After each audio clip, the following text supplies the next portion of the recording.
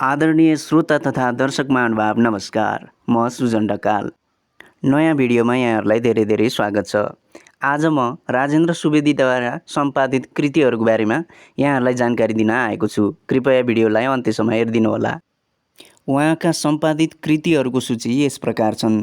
समसामयिक साझा कथा 2041, दारिमको रुखनेर 2041, गौतमका प्रतिनिधि कथा 2043, कृष्ण चरित्र पद्य काव्य 2043, स्रष्टा देवकोटा द्रष्टा परिवेशमा 2043, नेपाली हास्य व्यङ्ग्य निबन्ध 2046, 40 को दशकमा नेपाली कविता 2051, स्नाकोत्तर नेपाली कथा 2051, स्नाकोत्तर नेपाली निबन्ध 2051, सुक्ति सिन्धु 2055, डाक्टर डिल्लीराम तिमल सिन्हा स्मृति ग्रन्थ 2060, प्रियदमसिका 2060, आधुनिक नेपाली निबन्ध र अन्य विधा 2066, रत्नबृहत नेपाली समालोचना सैद्धान्तिक खण्ड 2068, प्रज्ञा नेपाली समालोचना 2069,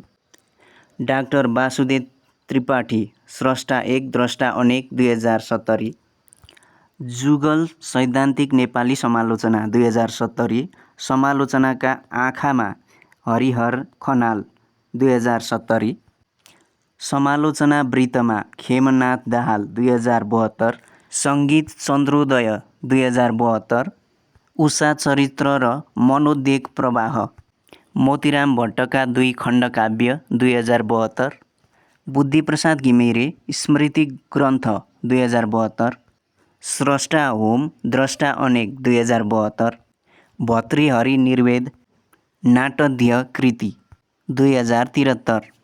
आदरणीय दर्शक महानुभाव, यी थिए डाक्टर राजेन्द्र सुवेदीले सम्पादन गर्नुभएका कृतिहरू। तपाईहरुलाई यो भिडियो कस्तो लाग्यो कृपया सल्लाह सुझाव प्रतिक्रिया दिन नबिर्सनुहोला। तपाईहरु कस्तो भिडियो चाहनुहुन्छ कृपया कमेन्ट बक्समा कमेन्ट पनि गर्नुहोला। अर्को भिडियोमा फेरि भेट्नेछौँ। हवस् त, नमस्कार, धन्यवाद।